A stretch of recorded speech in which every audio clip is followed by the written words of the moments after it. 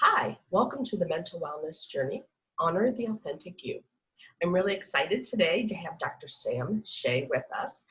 He's going to give us a great overview and share his expertise. So it's really a privilege to have him here today. He actually walked his own health journey from being chronically unwell from ages 6 to 8 and overcoming anxiety, insomnia, chronic gut issues, sugar addiction, and video game addiction. He's dedicated his life to natural medicine to get himself and others well, which led him to functional medicine and functional testing. He's an Institute for Functional Medicine certified practitioner.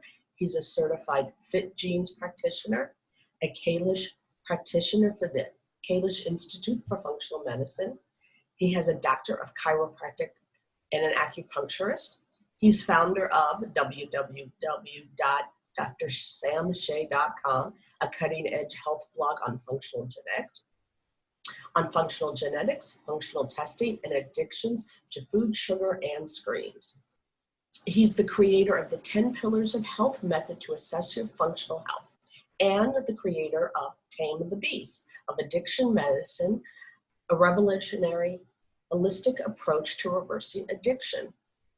So, Dr. Shay, it's impressive, your repertoire and everything that you've accomplished and that you've shared your life to help other people, which I think is wonderful. So I'm really excited to have you here today.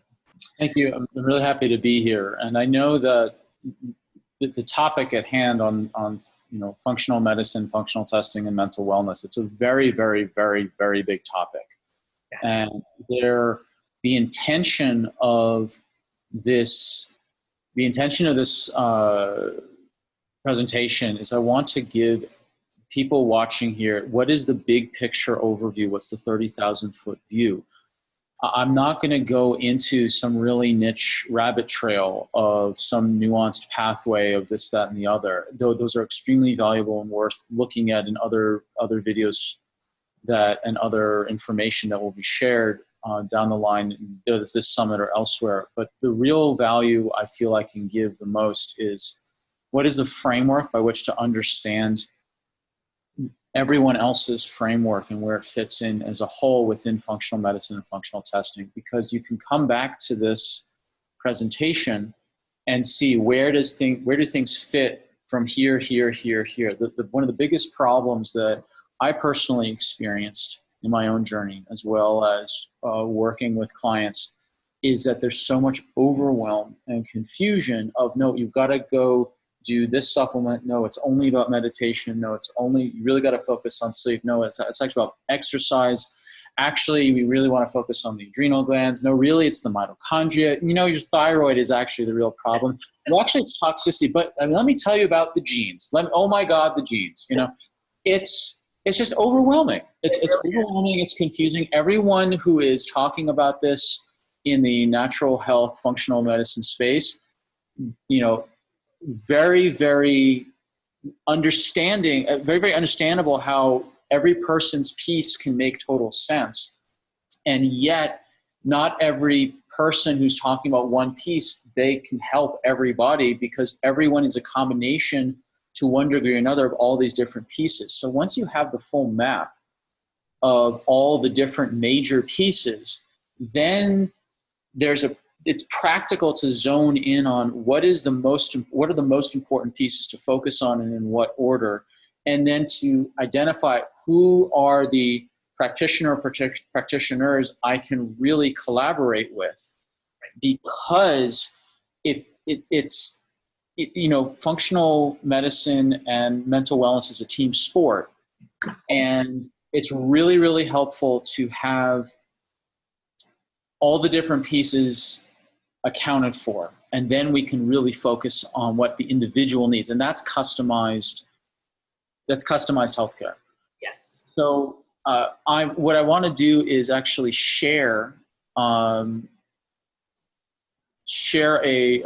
give a visual on. I have a presentation I put together just for this present. Great, thank you. For us. This is great. So it's showing up on your side, Yes. Dr. Okay, perfect. All right. So I mean, people can read this, and I'm going to also offer, people can have a copy of my ebook as a free gift for this presentation as well, so that they'll get the notes for this. So that's not an issue. We've got to define some things. Functional medicine. So functional medicine, my definition is basically a systematic way of thinking. I created a system called the 10 Pillars of Health, which I'll go into in detail. And the 10 Pillars is my version of how you can assess the 10 major parts that go into someone's health. What it's not is a magic bullet, a trick, or a product, or a supplement. Those are all strategies underneath. Sorry, those are all, change that. Those are tactics, excuse me. Those are tactics within functional medicine, not functional medicine itself. Functional medicine is the strategy. It's the big picture, not the actual like goji berry juice or whatever. It's the big picture overview.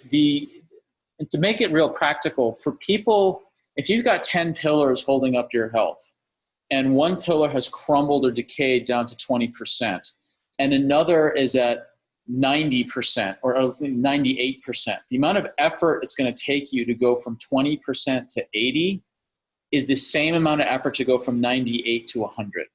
So it's better to focus on the pillars that are crumbling the most, so you have the least amount of energy necessary for the inputs to rebuild that pillar to get the highest number of gains. Now, here is a quote directly from Dr. Bland, the father, or perhaps at this age, grandfather of functional medicine. I mean, we both know Dr. Bland from our studies, and aside from being one of the smartest people I know, he's probably one of the nicest people I know. Absolutely. Yeah, he's kind of glows this grandfatherly kindness. It's kind of hard not to just want to sit in his lap and listen to stories beyond your years, Yeah. So lasting health comes from the interaction of our genes with our lifestyle and environment. Personalizing this connection is the future. Now, there's a lot to unpack in those two sentences. I'd like to highlight the interaction of genes with lifestyle and environment. So genes are very important. In fact, we're going to talk about genetics later on.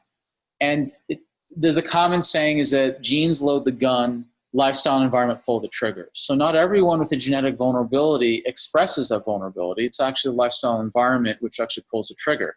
But if there's no bullet in the chamber, then if you don't have the gene issue, then whatever the lifestyle environment happens, you don't get the issue. But there's people have plenty of other genetic variations where some other issues will show up. Now, I say functional medicine is the best combination of Western diagnostics and natural lifestyle intervention. We have these wonderful toys and scientific tools and labs and all sorts of wonderful, wonderful, wonderful things in Western medicine to assess. Yet the tools in Western medicine are drug, surgery, radiation. If they find something in the test that's deemed bad enough, and if it's not deemed bad enough, they usually say, well, come back till it's bad enough, and then we'll retest you and then give you a drug, surgery, or radiation. Now, those are not. Say it again? That's pretty accurate. Yeah. So the tools of Western medicine are not the tools that we use in functional medicine in terms of help. Now, let me make a caveat. There are certain medical doctors in functional medicine that have access to those tools as well and use them as a part of the holistic tool belt if it's called for. And for people like me, who I'm not a medical doctor, I'm a chiropractor, acupuncturist, all these other things you read off in the beginning. I collaborate with practitioners who have those that's in their scope of practice for those other things, if and when the need arises. And so those tools are available. But fundamentally, the tools of functional medicine is nutrition, diet, lifestyle, exercise, stress assessment, physical structure care, whether it's posture, getting old injuries treated, sleep hygiene, dealing with hidden infections, toxic exposure, there's hormone rebalancing. There's all sorts of ways that we can help. that don't involve drug, surgery, and radiation. Now, the problem with trying to do it all on our own is, like, when I made this list, all I had to think about was me, what I had to go through in my long journey to try to figure it out. The problem is there's too much confusion, it takes too much time, and it costs too much money to do it on your own. There's the experiences of it. It's unclear where to start. Hundreds of hours on Dr. Google, the rattling bag or garbage bag or entire kitchen full of supplements, not knowing where to prioritize, confused about diets, on and on and on and on and on. And I had a very long journey starting actually when I was 6 years old, where that's when my parents had a very horrific divorce. And I was raised by my stressed out, unhealthy, and tired mompreneur. My father was giving child support. And I had insomnia, gut issues, fatigue, terrible, terrible diet. Both my parents were psychiatrists. And so they knew nothing about nutrition, like zero. And so I was raised on boxed cereal, bagels, ramen noodles, it just, not sugar, it just wasn't good. And I went to a school where violence was accepted, and it was pretty awful. And so I had a war zone at school, and at home was not very fun either. There's no violence at home, but it was very, very stressful. Yeah. And I developed a sugar and a video game addiction to cope. And I even had a coffee habit starting at age 6, just because my insomnia was so severe. I needed to have coffee just to stay awake. I remember lying to my teachers in the afternoon. Yes? Can I back up? Because you said Coke, and I wanted to clarify that. I'm sorry, what did I say? I think you said Coke, a sugar addiction to Coke. Sugar addiction and video game addiction. I also had soda, but I had a coffee addiction. I had a coffee habit, I should say, at age 6, to help me get to school. And I lied to my teachers in the afternoon saying I felt sick just so I could go to the nurse's office to take a nap. I was put on a low-fat, high-carb diet because my cholesterol was deemed too high at age 7. It was bad. It was really, really, really bad. And as a teenager, I made a decision. I have to take my health into my own hands. And I remember I started going to natural health seminars when I was 16, and I just basically haven't stopped. And I went through formal training, all the rest of it. But I really started at 16 because I was so unwell, and the medical system wasn't helping me. And I was like, I got to figure this out. So I've been at this for quite a while, and have been through so many different journeys. It's why I was able to put together this 10 Pillars of Health model, because I have gone down so many things, because I had to dig out of my own hole. And I realized that I was chasing magic bullets. And that's why I came with the 10 Pillars of Health models, because it wasn't about chasing a magic bullet, it was about having the full system together. And I dedicated my life to helping people through natural medicine because that's what worked for me. And there's this common story. That's wonderful, because it was something you didn't get, but you found it and you're turning around and helping others with it. Absolutely. And it's a generous way. Yeah, and it's a very common story. It's like the archetype of Chiron, the healer, the wounded healer. It's an archetype, that a person who becomes a healer of a certain type, usually they are wounded in some meaningful way, and through their journey of figuring out what to do for themselves, they acquire the skills, knowledge, and compassion to be able to help others, because they know how difficult it is and can help shorten people's curve to get well. So even though I work with people clinically as a doctor, as a coach, I really fundamentally see myself as an educator. In fact, doctor is old French for teacher. Right. And I love teaching more than anything. It's one reason why I love doing summits like this. This is great. This is really my jam. And I have ebooks out there, online courses, over 70 videos on YouTube. So there's way more to this information about to share. So if people want to get more information, my YouTube channel is probably the best place to start, along with my website. And I put together the 10 pillars of health, and this is the map. This is the big picture. And what I noticed is that there were 10 major categories, and the 10 categories are the following. I'll begin with a B. It's brain, bowel, body, burst, for burst exercise, biotoxins, bionutrients, breakfast, bothers, bugs, and bedtime. So what that means is that we're going to go over these in a bit more detail. The big picture is there are 10 pillars. Now, what I noticed was that people who are chronically unwell, they had a common pattern. They had a minimum 7 out of 10 pillars crumbling. It's a lot. That was the common pattern. And these are the people who like anxiety or depression, chronic gut issues, chronic fatigue syndrome, hormone imbalance, stubborn weight gain, whatever it may be, autoimmune issues. They had a minimum 7 out of 10 pillars that were crumbling in some meaningful way.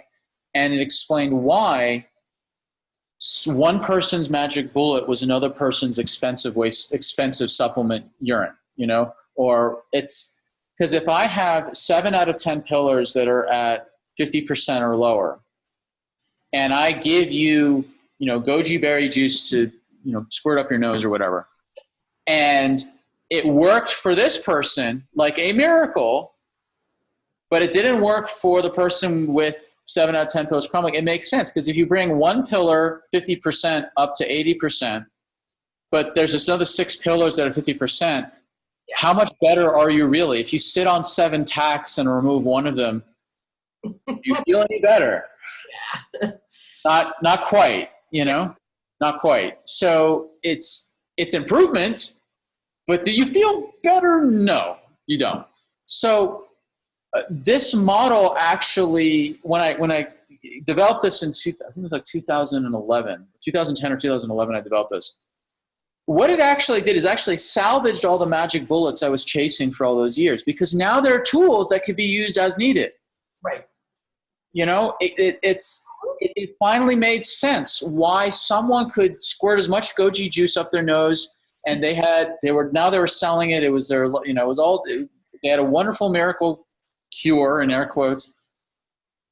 And it finally made sense, because if they had one pillar that was really down and then they found the one thing and then it worked, then suddenly they're selling the thing, Right. And so now I could use, nasal spray or goji juice if we're called for.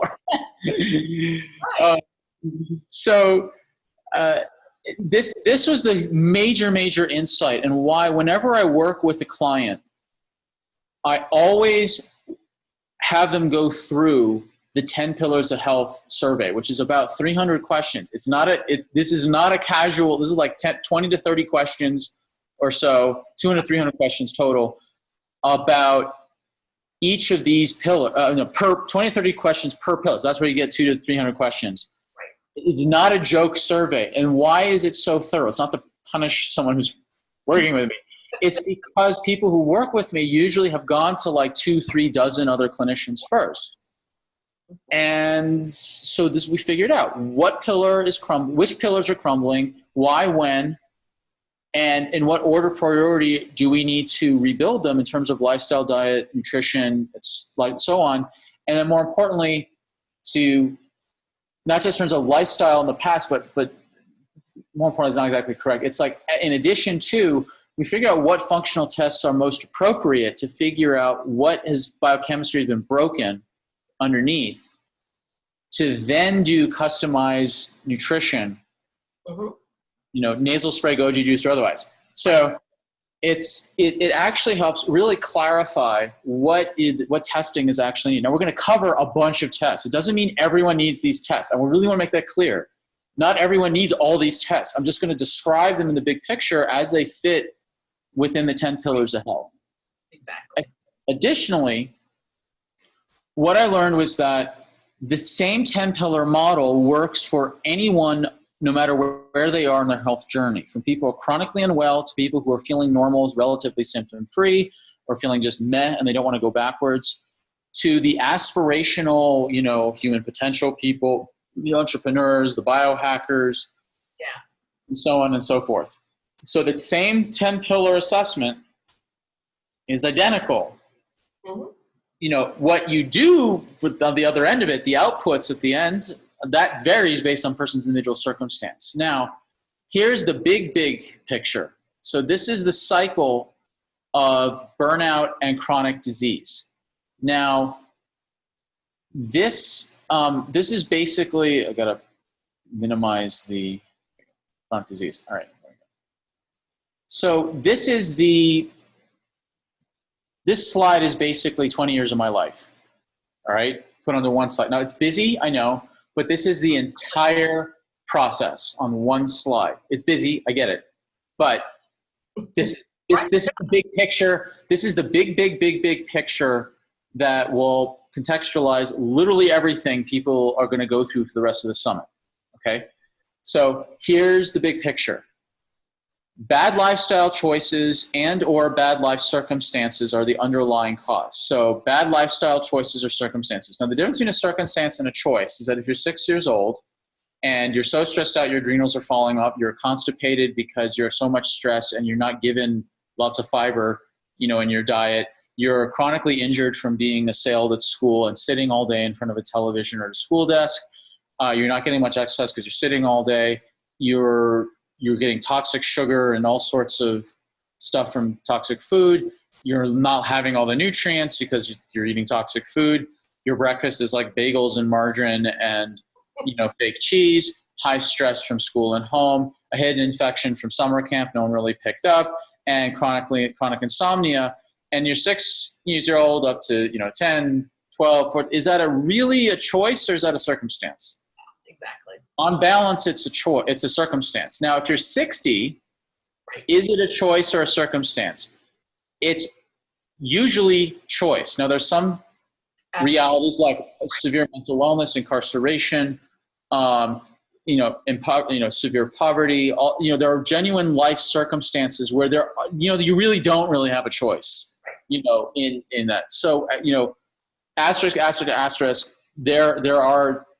There are fundamental externalities that affect someone at any age. Now, that being said, the body makes no distinction if it's a choice or circumstance. That's really key. The body goes into a survival mode. It goes into a stress response. So if any of these are off for whatever reason, right, voluntary or involuntary,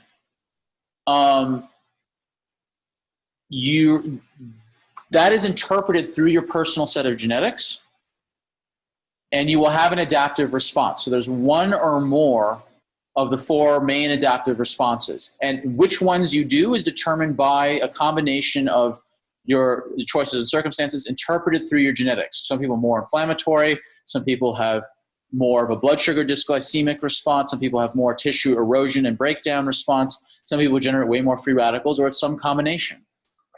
So the genes are the bridge between each process. That's where genes come in. So if someone has enough bad lifestyle choices or circumstances, they create one or more of the four adaptive responses. Chronic adaptation, interpreted through your genetics, again, leads to damaged body systems, which includes, but not limited to, right, the liver, gut, and hormone system. Now, I'm an acupuncturist. There's 12 major organs, but if I put spleen on here, no one except an acupuncturist is going to know what I'm talking about. So we can all agree that the three most important ones that everyone can conceptually understand is the detox system, the digestive system, and the neuroendocrine hormonal control system. Everyone can agree on that. We'll leave the spleen debate over there somewhere. So chronic damage then leads to symptoms. Yeah. So fatigue, low mood, mental wellness, indigestion, weight gain, cravings, mental wellness, insomnia, chronic pain, hot flushes. This is the sad symptom kitty. very sad, with a little paw over his tum-tum. I was very happy to find that photo because it was perfect. That's pretty cute, yeah. Very cute, sad little kitty. So the symptom kitty over here is a visual here. Now, symptoms plus coping equal bad choices. Starts it all over. And then it goes around and around and around and around. So to review, bad lifestyle choices and or circumstances interpreted through your individual genetics leads to one or more of the 4 adaptive responses, which chronic adaptation, now the body is designed to have an acute response and then resolve it. Like you're chased by a wolf pack in the hunter-gatherer era, you survive it, and then it's over, you survive.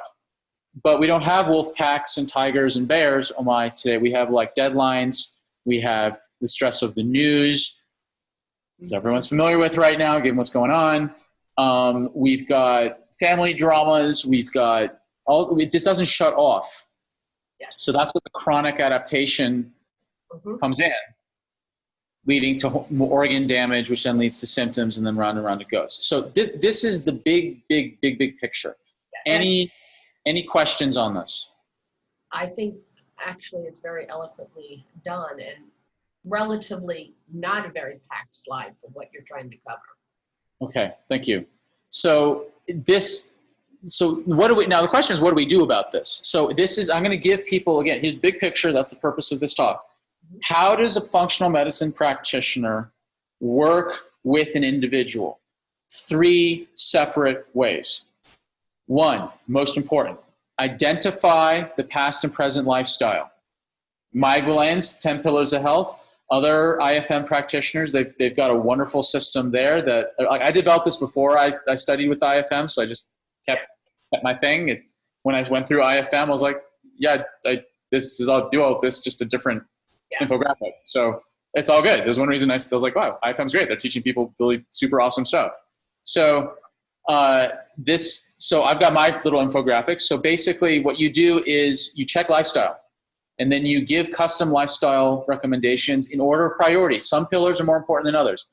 So some people ask, what's the most important priorities? Okay, well, it differs from person to person, obviously. But in general, the most important ones to start with first is not exercise in my practice. Because in my practice, a lot of people come to me very, very fatigued.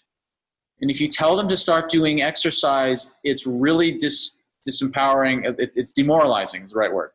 Yes. They don't have enough energy to exercise, and so it's demoralizing. So exercise, in my particular practice that I usually attract certain clients that are very fatigued, because I went through severe fatigue. Right. Now, in other practices, it may be different, but in my experience, the most important ones are breakfast, getting the starting meal good, getting their digestion and bowel function better, getting their sleep under control and better, and helping identify the most acute stressors in their life that can be titrated down. Those are the 4, usually the top 4. Now, bedtime is for teaching purposes pillar number 10, but for priority, it has never been priority 10 for an individual person I'm talking to. It's almost always priority 1, 2, 3, or 4.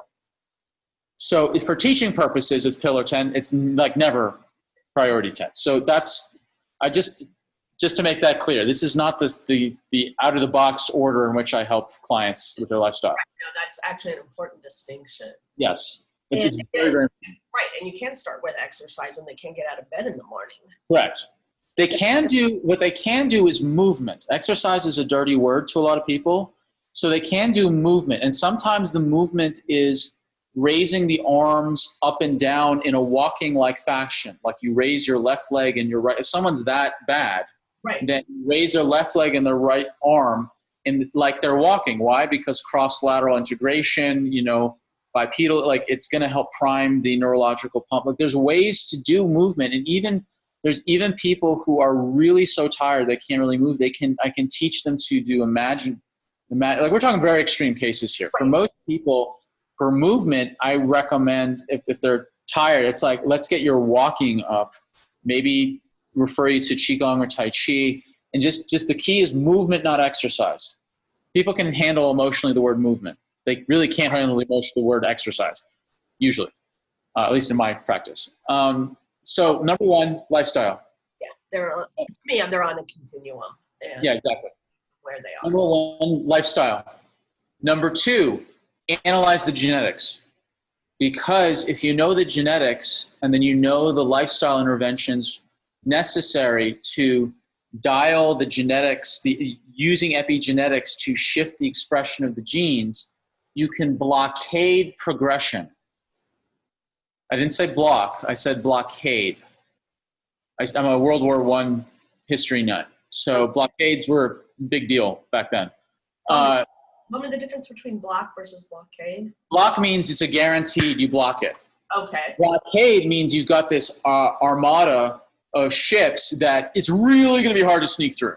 Okay. Really. Now, the reason why I say blockade is because if you have a massive stressor, I don't care what things you do, it's going to get through and into the adaptive response. That's why I'm very intentional about the word blockade.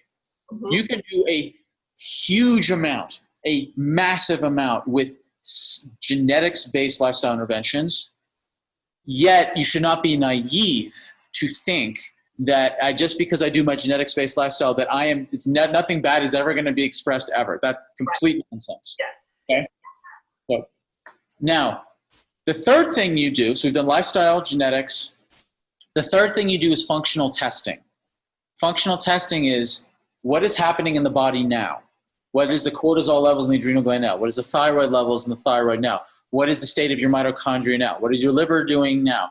What is your poop telling you? Is your digestion? Do you have fungus, protozoa, viruses, bad bacteria, or other stowaways that are chewing up your nutrients on your behalf, secreting toxic chemicals inside you, or gnawing on the organs themselves and creating molecular mimicry, which is the basis of autoimmune diseases. So 3 things: lifestyle, genetics, functional testing. Genetics doesn't tell you what you have now. It tells you what your genes are for now and forever and have always been. That's about probabilities and things you can anticipate and things you can do to mitigate progression and to help you with your longevity into the future. But genes do not tell you what your blood sugar is now, what your it doesn't tell you any of that. So that's why the functional testing is a really, really, really critical part. It's a 3-legged stool. Mm-hmm.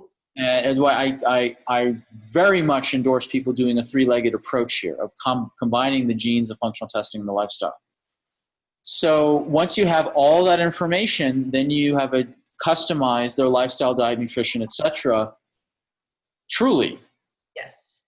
That can you reverse this whole cycle. So that is the overview of the big picture. And as it relates to mental wellness, it perfectly slots in. So if someone's anxious or depressed or nervous, or they've got anger issues or whatever it may be, by the way, I just mentioned the 4 main things I dealt with growing up. This entire model perfectly addresses that. So it's, even if it gets to a point where people do need pharmacological intervention for certain mental conditions, you can see where that fits in as well. Where pharmacy fits in, again, not my scope, but where pharmacy fits in is if someone's symptoms are so bad, pharmacy is used to stabilize the symptoms by shifting them to a different set of more tolerable symptoms. To do what? Buy time to back up this entire cycle, to look at their physiology, look at their genes, and look at their lifestyle. That is the best use of medications, is to stabilize in order to buy time to then work on the root issues. That's where I view pharmacy as being a useful tool if applied correctly in this whole process. Right. I agree 100%. So just some more detail on the brain. So brain, the center, the bullseye is the brain. When in doubt, ask yourself, is this good or bad for my brain? And Some of the main things are that affect the brain are unending chronic stress, what's called decision fatigue, making too many decisions. It just messes up your dopamine level, your ability to, like, you can't make decisions at the end of the day. Too much stimulation from screens. And then there's several tests, functional tests, that really apply to the brain and hormones. My favorites are adrenal testing, mitochondria testing. Also, thyroid should be on there as well. And I want to show you my adrenal results as an example. So what the adrenal glands do is that they release cortisol. Cortisol does a lot of things, one of which is your ability to adapt to stress. It also helps drop inflammation and a couple of things. So when someone is flatlined, this is a salivary test. So I do salivary cortisol, not blood. The problem with blood cortisol is that if you are told to go to a blood lab at 8 a.m., not have breakfast to get your blood drawn to check your stress hormones, well, what just happened? You skip breakfast, so your cortisol is higher, you're stressed out about traffic, and then you end up in an office when someone in a white coat is coming at you with a needle. Really think your cortisol levels are going to be accurate? On top of that, they combined bound and free cortisol into the same thing, which is wrong. You want free cortisol, not bound. So this is why I don't endorse blood cortisol unless you're trying to check for Addison's or Cushing's disease, which is the far extremes of adrenal pathology. We're looking at functional. So functional is looking at the gray space between optimal and pathological. So that's where the salivary tests come in, because the salivary tests, you just check it through the day. You don't have to fight traffic, have a needle stuck in your arm. You just spit into a tube actually now it's 6 times a day, because there's an upgraded test that now I only run, a cortisol awakening response, which I won't go into here. But there's a more advanced test now than the 4-spot, but that's another talk. So you do 4 spots through the day to check your rhythm. Now, when you're flatlined, like I was, this is 2015, you can't adapt to stress. Okay, it's tired, fatigued, like easily stressed out, and like just want to run away from things. Now, March 2017, it improved, but it still, the morning was still a struggle. Then I went, this is March 7th, 2017, this is March 2018, it's kind of the same here. It's a different company that did this, but it's, even though I had way better lifestyle, I had massive stress during this period. Moving countries, death of a mentor, sickness of a parent. It was awful. Then, this is what it was during that time. Then January 2019, it's textbook perfect. Okay, so you can actually change. Right. You can improve. It is possible. But it also takes a fair amount of time for it to show on this kind of. Yes, and it's not like you decide to treat your adrenal glands and life suddenly stops being stressful. That doesn't happen, like 2018 being an example. This is a comparison of before and after. Yes. So flatline versus textbook normal. Now, the other tests I love to do for brain and hormones is mitochondria testing. I love mitochondria testing. Love it. In fact, I have an entire video on my YouTube channel from the Mitochondria Summit that was put on by Dr. Jay Davidson, where I spent 1 hour just going over the advanced mitochondria panel called the ION panel. If people want to nerd out on the mitochondria, please go to my YouTube channel and watch that hour video, and I'll walk through. This is just a tiny piece of that test. But the mitochondria is the most important thing to think about when in terms of brain health, because mitochondria are the energy factories. You can't run your brain without enough electricity, and the mitochondria generate the chemical electricity to run the brain. So if you're concerned about mental health, we talk about the adrenal glands. Adrenal glands are very closely connected to mood, like anxiety, nervousness, depression. So is the mitochondria. If your frontal lobes require a huge amount of mitochondria, if your frontal lobes go down because of mitochondrial retraction, which is the technical term in the literature, you have lower activation of frontal lobes, which is like depression, anxiety, like all these things. Low self-control. Like came out of 2 addictions, sugar and video games. So you can test your mitochondria.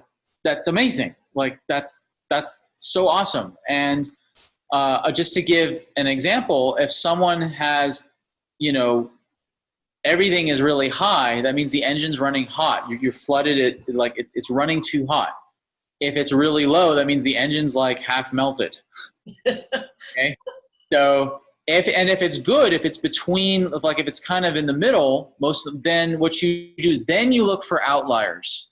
So the problem with people running this mitochondria, the mistakes most people make when they're running this test is that they only look at the outliers and they chase individual nutrients. That's wrong.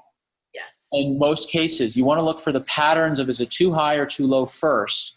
Yes. And only if things are nicely even distributed, and if there's one or two things way out on the sides, then you can give specific nutrient dosages for those things. And this is why people, they get this wrong on the testing. So this is why I dedicate so much time to testings, because if you get it right, it solves so many things, so many problems. Now, bowel, this is the digestion. How well do you poop and how well do you digest? Now, I got into this game. My first book I ever read was Dr. Jensen's, I read on natural health, was Dr. Jensen's Guide to Better Bowel Care when I was 16 years old, okay? Because I had severe constipation. And so I got into this because of poop. And so here I am. I will talk happily about poop. Poop is underestimated. It is, yeah. So mistakes, people rush eat, they pour pooping or they skip pooping, they ignore gut problems like excessive gas. And what people really want to do is to get their gut tested. And I run gut tests on most people. It's very rarely do I come across someone that doesn't need it, but if they don't need it, they don't need it. You know, that's why I do the template assessment first. Right. So I'll give you an example. This is a person who super high fat in the stool. This is not blood. This is stool, okay? Fat in the stool. Their skin was a mess. Why? Because they weren't absorbing fatty acids with the fat-soluble vitamins needed for skin health. So I didn't slather his skin with stuff. I fixed his digestion. You worked on the inside for the outside. Correct. So this is a pre and post. So this is May, what is that? 8 months later, 7 months later, whatever. There you go. You can normalize it. Yeah, 6 months. Then fix your physical. The body. So the body relates to old injuries, particularly misalignments in the spine, old sports injuries. People who've been in car accidents, people at the wrong end of physical violence. It also includes bad dental work. Bad dental work will ruin anyone's life. Chronic pain. Wait a minute, let's back up for a second. Bad dental work, meaning not poor dentition, but if you've actually gone and had work done? Both. Both. Okay. Both. Head injuries. Mm-hmm. Look, bad dental work will ruin anyone's life. I mean, if you have not known anyone or have not experienced it yourself, you are lucky. And just wait until you meet someone who's had bad dental work, and that massively hurts their health. Okay. And it's also genetics, because the physical body is like that. Twins, they have the same body because they're the same genetics, So this is where I slot genetics. And mistakes people make is they sit all day, they ignore or push through injuries, they don't test their genetics. And so there's inflammation. Now, what's the point of inflammation? Inflammation is the body's emergency repair system to heal injured tissue and also to fight off potential infection. Now, if you're a hunter-gatherer and you're chasing an animal 20 times your body weight with a sharp stick, it's very likely you're going to get bitten, mauled, trampled, or clawed, or gored. So what happens if you're bit? You get an injection of pathogenic infections plus a tissue injury. Yeah. So naturally, inflammation is there to deal with both. Right. Okay. So some people are like, oh no, I got my genes and I am so over-inflammatory. That is so unfair. Well, number one, I'm one of these people. I had massively pro-inflammatory genetic profile. To date, I have the single worst genetic profile of anyone I've ever run genetics on in terms of number of, unfortunate alleles or red and yellow dots, however you want to call it. All right. And the reality is that genetically, if I go back as a hunter-gatherer, and if I'm hunting with all my hunting buddies, and we got bit, I was more likely to survive because I had a more exuberant inflammatory response than they did. So there was an evolutionary advantage in certain environments for an exuberant inflammatory response. So that removed the existential resentment to existence over why this gene's to me now. This is so unfair. Yeah. It's contextual. It's environment. I would have had a huge advantage as a hunter-gatherer. So anyway. No, but that's really, really important because I think sometimes people get stuck and you've got to take, as you said. Yeah, pity party from genes is real. Like a lot of people get emotionally spun out when they get their genes back. And I can tell from personal experience, one, that happens. I cried for a day when I got my gene report back, and then I snapped out of it. It's like, wait a minute, I actually know what to do. I actually have a blueprint. Exactly. You know, the grief is real when you get back a really bad gene report. It's real. I've experienced it deeply. People get so much validation when they get the report because they're like, I'm not crazy. Exactly. That the flip side of grief is relief of like, now it makes sense. Because I was very sick as a child in kind of these invisible ways. You know, I didn't look unwell except really pale, but I was so unwell on the inside that no one could see. And then when I got my gene report, I was like, oh, that's why. That's why. So I'm just going to mention briefly some of the genes about inflammation. People, you know, overinflame. It's not a Bic lighter with inflammation. It's a tsunami, or they can't put it out. And so it's just hot coals all the time. They don't have fire hoses. They have a squirt gun. So people can either overproduce or underclear genes. Now, here's an example of one client who she got her genes done, and so she's an overinflamer. She overinitiates, she overpropagates, and she has difficulty to quench it. Now, she has a triad here of the three main liver inflammatory genes here, which is significant because she went and got a personal trainer without telling me. And this is the, you know, CrossFit style personal trainers that just overwork you every day of the week.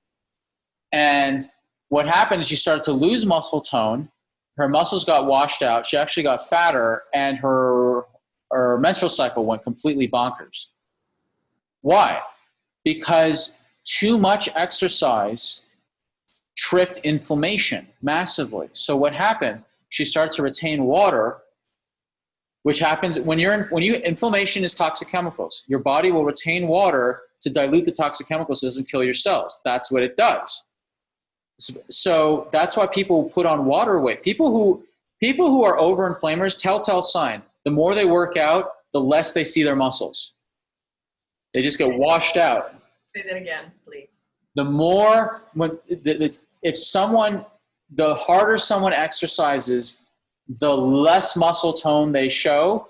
They're an overinflamer because they've overshot, and now their body's retaining water and is washing out the muscle tone. And then for her, not only did she lose muscle tone, her hormone system went off. Why? Because her liver was so clogged with dealing with the inflammation, it couldn't regulate her hormones. So she contacted me in a panic. It's like, what's happening? I said, let me just recheck your genes here. And by the way, please don't ever get a personal trainer again without running them by me first. And because I have choice words for that trainer who totally missed this. That I rechecked it. This is what we saw. I was like, okay, I put her on an anti-inflammatory lifestyle, anti-inflammatory supplements, cut down her training to 2 to 3 days a week maximum with at least a day of rest in between, and lots of walking and movement on the off days, and just rest and relaxation. And her muscle tone came back, her menstrual cycle normalized, and then she was able to get the benefits of the personal trainer because they titrated it down to what was actually healthy instead of overshooting. Right. More, so, not necessarily better. More not for exercise. No. That's rare that happens. Like, people should really focus on movement every day and high intensity interval training twice a week. That's about it. Okay. in general. Now, I have a whole write-up. When people work with me, I have an entire write-up on safe high-intensity interval training. The metric, what they say is HIIT or HIT. I say, no, you want SHIT, SHIIT, safe high-intensity interval training, not just high-intensity interval training. But so a lot of biohackers are very type A or very more is better. So correct. And when I give a version of this talk called How to Biohack Your Biohacking, and I really piss off a lot of biohackers, but then they come around and see that I'm actually on their side. Right. And I've been on several what was it called? Biohacker Babes podcasts. Biohacker, like, they're lovely. Like they're these two sisters that are into biohacking. So I have a version of this in regards to biohacking on their podcast. So yeah, the genes are really, really important. And so once I knew this information, I could help pull back on just one example, or exercise. Right. Then there's vitamin D. Now, as it relates to mental wellness, let me just back up. So inflammation, kind of important for mental wellness. If you're inflamed, it's going to affect your brain. Yep. And we can just kind of leave it there. That's the simple sentence to just kind of encapsulate all the most important parts. Additionally, there's vitamin D. So this is another report from the same company that I use, FitGenes, for genetics. Mm-hmm. And if this is vitamin D is actually quite complicated. Like, can you make it from sunlight? And if you do, is it pulled out into the fat cells because you have because of certain inflammatory genes? Can your liver convert it? Can what's been converted get onto the protein to get to the kidneys? And can the kidneys convert it to true vitamin D? And then can you use it? Right. So they're getting it into the blood system, but then do you have the vitamin D receptors? That's what VDR stands for. Can you actually use the vitamin D that finally got into your blood system? Can you use it now to use it in the cells to, number one, deal with inflammation and deal with immunology? So vitamin D is super, super important for mental health, mental wellness. We also see it, studies right now with virus at hand, that people who end up in more severe conditions in the hospital, they have way, way, way, way, way low vitamin D compared to the people who aren't found in critical care to nearly a degree people with low vitamin D are. Then we've got methylation. And this is by far the most confusing, overwhelming, and controversial part of genetics as it relates to mental health. Yes. Most people poop themselves over their MTHFR genes. They just freak, oh my God, I have a variation, I'm doomed. No, that's not true. Why? Well, here is, 12, 15, or dozen or so different genes that are related to this whole pathway. You have to look at the entire picture. Now, I use FitGenes, which is just the most amazing genetics company I've ever found. And I've got this is huge amounts of material on it. But, say it again? I can tell that you love it. I'm just not familiar with this particular. Yeah. So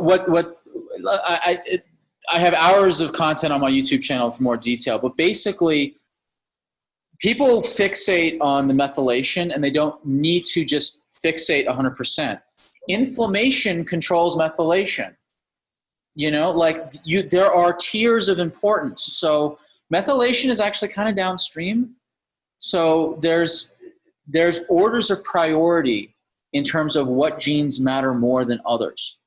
And there are genuine things you can do for methylation, but it's not just freaking out over MTHFR gene. There's so many other things involved. Like B12 is involved. Some people have, the two main B12 genes are good, some it's mixed. Mm-hmm. COMT is a big one in mental health, the warriors versus worriers thing. And there's many, whether you're on one or the other, there's different things you can do for lifestyle to help. Genes is a huge, huge thing. I love it, as you can tell. And it's worth looking at if you're concerned about mental well-being. Then for burst exercise, this is about movement. This is the fourth pillar. Oh, so wait a minute. Burst means movement. Okay, exercise. So I couldn't find a word for exercise that began with a B, except for burst training. Okay. That's why I did that. So high intensity interval training is also called burst training. Oh, okay, first training. Gotcha. I learned that from Dr. Mark J. Smith, who I learned the majority of this information from. Okay. On exercise, I mean. So this is a sprinter. This is a marathoner who looks healthy. Right, exactly. Yeah. I have an article on my blog, which is diplomatically entitled, Why Marathoners Look Like Cancer Patients. Yeah. Yeah. So that's to do with cortisol, and they're burning out their adrenals, and the adrenal glands are just so overtaxed from marathoning that it erodes all the muscle tissue equally.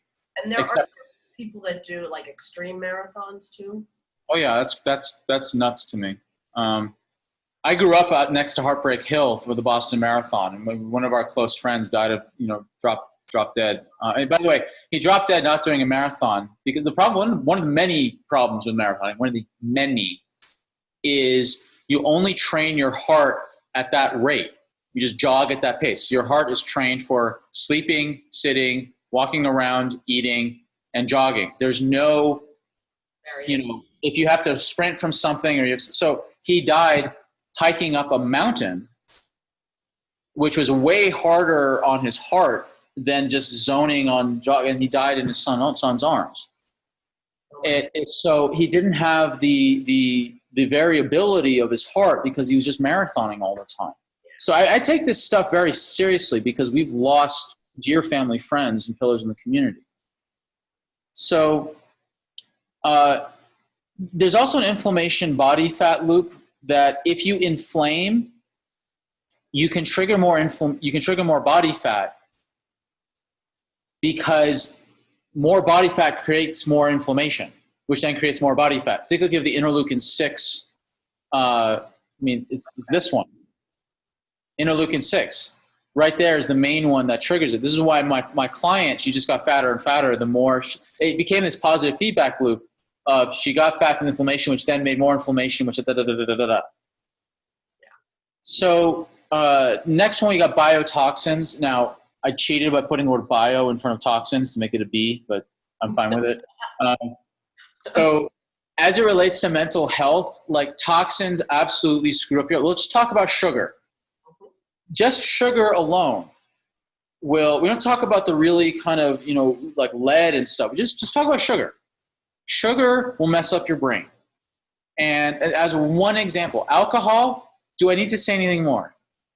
Off-gassing of carpets, off-gassing of paints, fast food, deep fried food, energy drinks, soda, all these things are really bad. Now, you can do genetic testing. Some people can tolerate, part of the gene panels, liver genes, the mitochondria test can include six liver pathways. If you do the advanced one, then you can get the amino acids that feed into the liver cycle, urea cycle. You can get the fatty acids or look at the inflammatory level. Like, there's all sorts of great stuff that you can do. You can do food intolerance testing if you want. These are examples of the 6 markers on the mitochondria test. This one right here, this is an example of someone. Glucarate is like the marker to check for pharmaceutical tolerance. This person is over double the upper limit of the 5th quintile, which is statistical geek speak for he's got problems. He's got bad problems. Okay, and there's 3 of these markers are for glutathione utilization. So 2-methylhyperate, this is about general toxic chemicals. Orotate is about your ability to clear nitrogen from the urea cycle. Glucarate is a pharmaceutical marker. This is what Dr. Lord put this together in the 70s.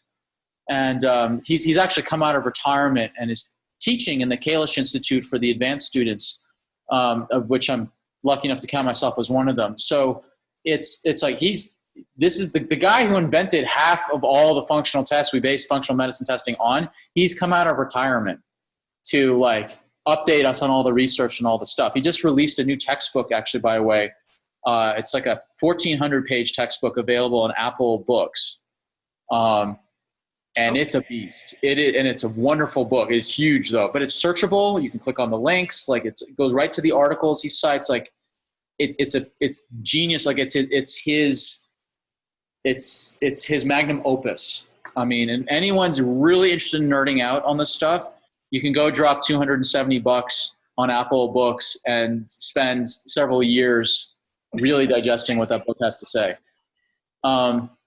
Now, this is an example. The advanced mitochondria test also includes heavy metals. Mm-hmm. And I'm going to give you an example of a pre and post of a client. I did not put him on a heavy metal detox. I want to make that very clear. Mm-hmm. I did not put him on a heavy metal detox. What did I do? I dealt with everything else. His gut, his mitochondria, his adrenals, his lifestyle, his sleep, all these other things. He's not, this is him dropping aluminum, arsenic, and mercury by 50% was not a mercury detox. It was lifestyle assessment and shifting. Yes. I really want to urge people to be incredibly cautious about doing a heavy metal detox if they have a mental wellness concern. Heavy metal detoxes are very difficult on the body. Very, very hard. I only do heavy metal detox after checking their genes, their adrenals, their mitochondria, and their gut at a minimum. And give time to recalibrate all of those so you're strong enough to deal with the heavy metals. It's very hard to get rid of heavy metals. And it's hard, and it can create weird symptoms and blow up on your face. Okay? I overdid detox when I was younger, and I hurt myself. Oh, wow. I hurt myself doing detox too quickly and aggressively. And I was in my early 20s. Yeah. Okay? So I'm very militant about this. Be very cautious about heavy metal detox. That's another example of more is not better. Yeah, more is not better with heavy metal detox.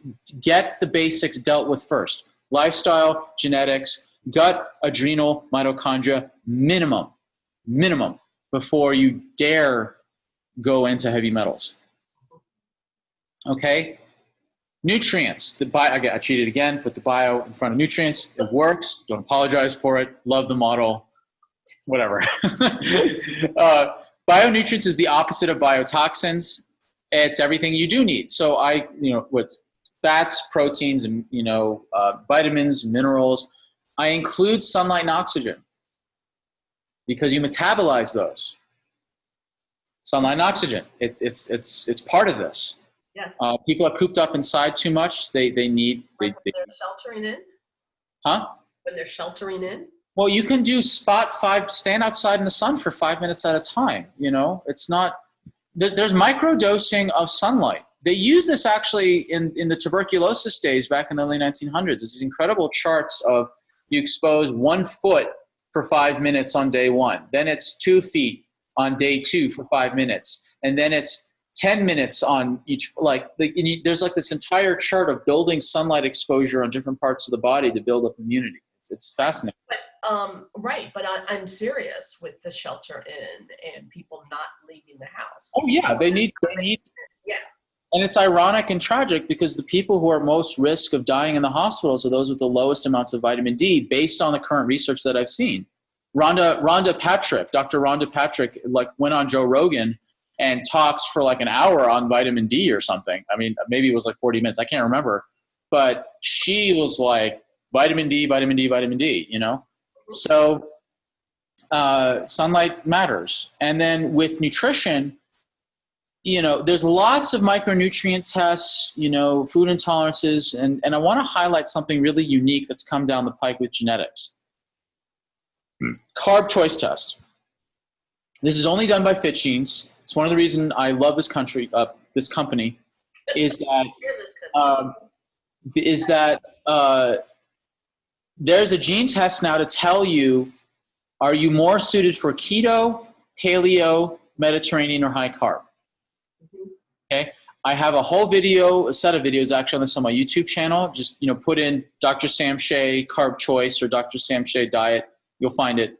But you can genetically determine if you are better suited for a keto or paleo, Mediterranean, or high carb. This is absolute watershed test. Everyone should do this. I had a perfect Mediterranean diet. I knew all my farmers. I knew the cows.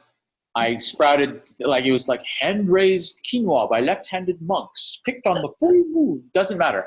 Okay. I still having digestive problems. Oh, wow. Yeah.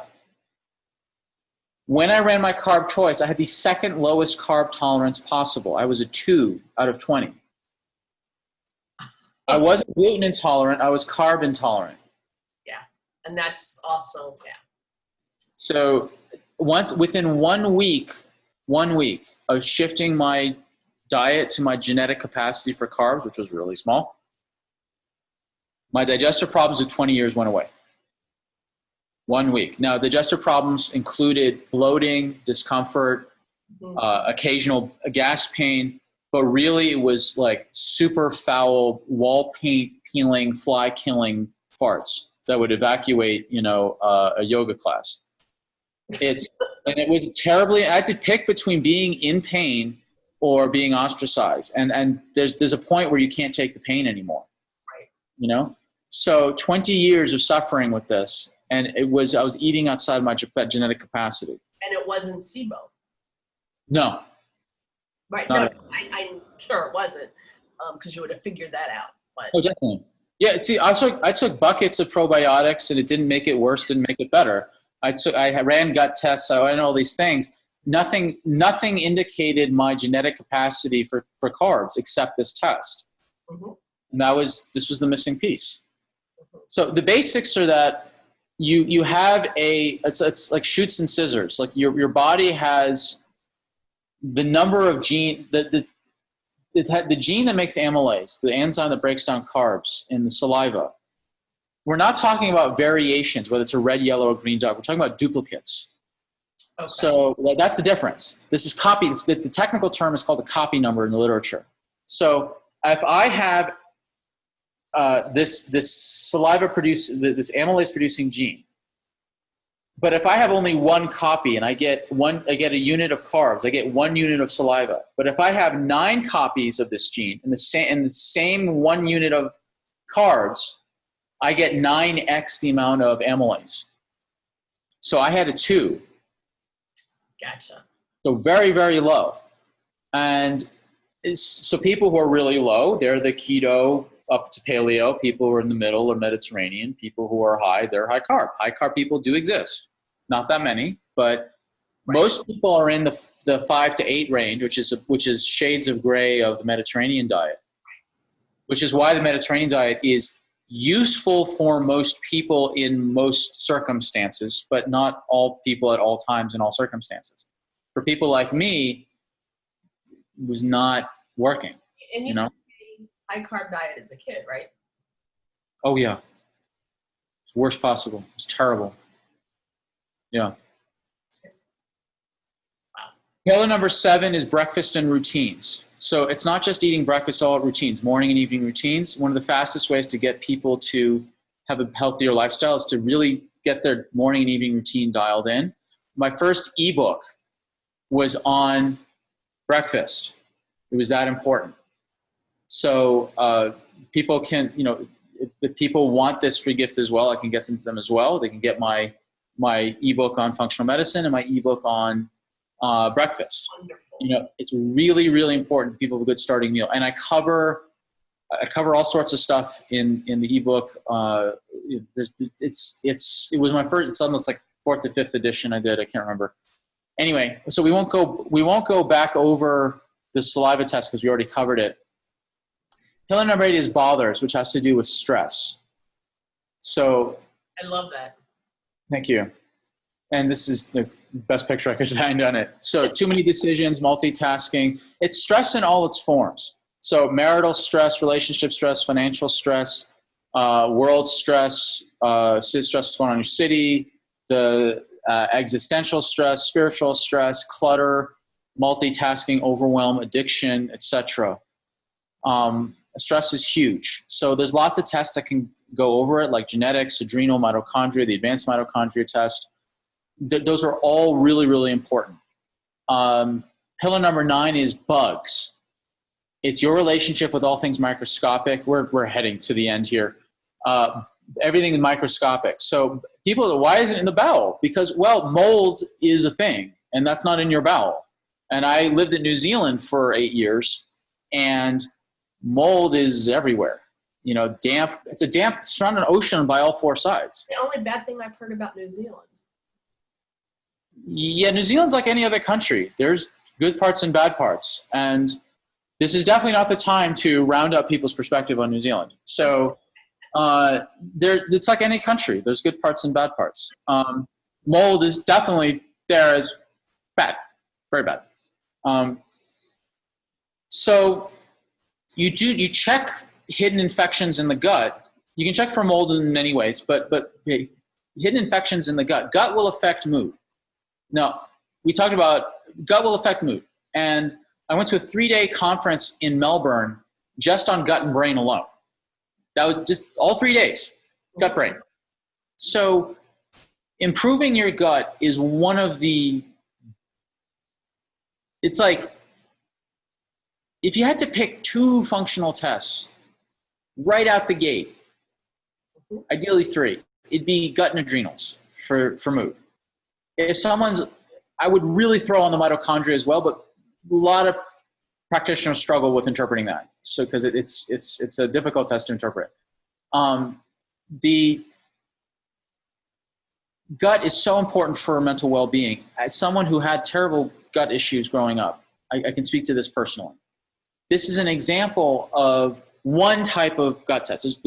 There's about 4 or 5 major competing gut tests. Mm-hmm. So, this person had a Klebsiella, a Proteus, and a Citrobacter.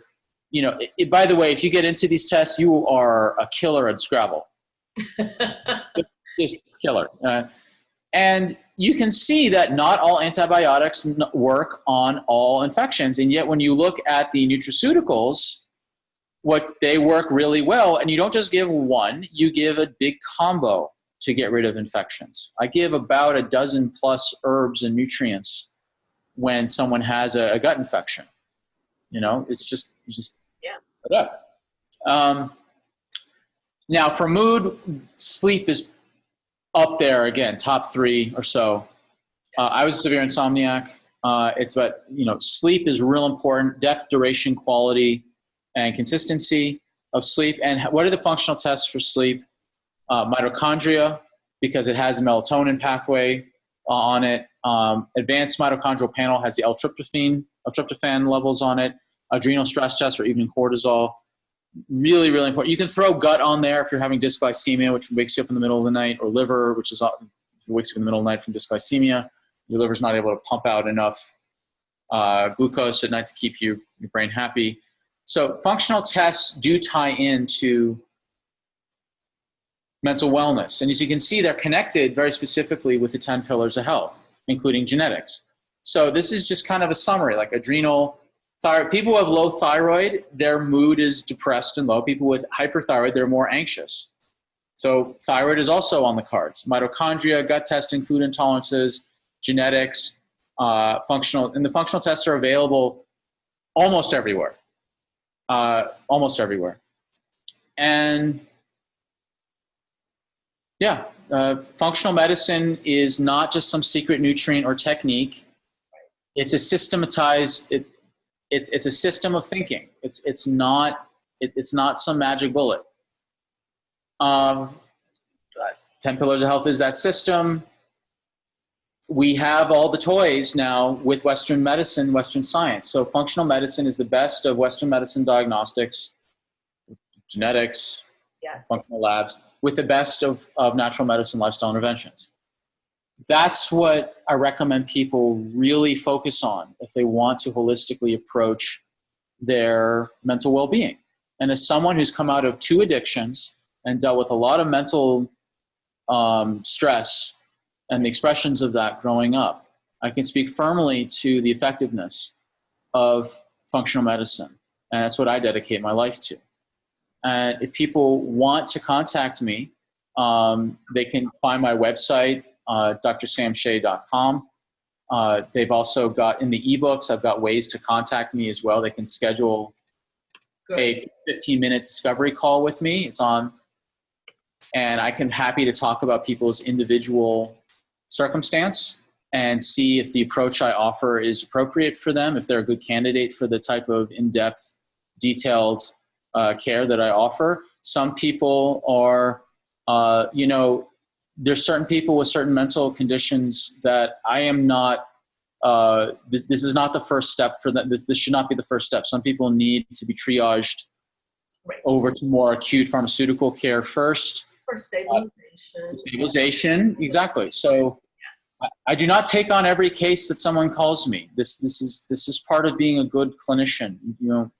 Really make sure that it's the right fit. The program that I personally work with people, it's involved. It's the 10 pillars of health. It's genetics testing. It's functional testing. It's a lot of coaching, and I put my heart and soul into it. And not everyone is ready at this time to commit to that level of focus and care. And I respect that. I respect people where they are in their journey. I respect where they are. And so I will tell people this is not the right fit. If it's not the right fit, and try to find appropriate referral. If it is a fit, welcome aboard. And I love these summits, the ones that you're doing, because it gives people an opportunity, very, very, very low investment, to get a broad sweep of what's available in the mental wellness world. And so they can really get educated for very low investment to just see what is the playing field out there. And I think it was such a wonderful 30,000 foot view for a big perspective. It really, really was. And it's expressed so wonderfully. I know it up here, it's so hard to express it. And that one graphic does it beautifully. So, plus all the little tidbits along the way. Right. Fun. So thank you, Dr. Sam, really. I really value you that you took your own journey and are sharing it with others, what you've learned. So, and it is a very well-known story, but still, I think it's remarkable when people, because I can tell how much of your life has gone into this. Thank you. So I really appreciate it, and I'm so happy you were able to share that with us. Thank you. So we will make sure the link is in the email for your website and your free gifts. And thank you so much. Well, thank you for putting the time and effort into putting this summit on. I am very aware of how much work that takes, and it's a labor of love, first and foremost. Yeah. And I really, I'm grateful for the opportunity to share this on your summit. I really, really hope that that out of the gate, people will have this 30,000 foot view to then contextualize everything else and make the entire, not just for the summit, but beyond, the entire journey. Of course. Make more sense. And I'm so thankful for this opportunity, truly. Thank you. Okay. Take care. Bye.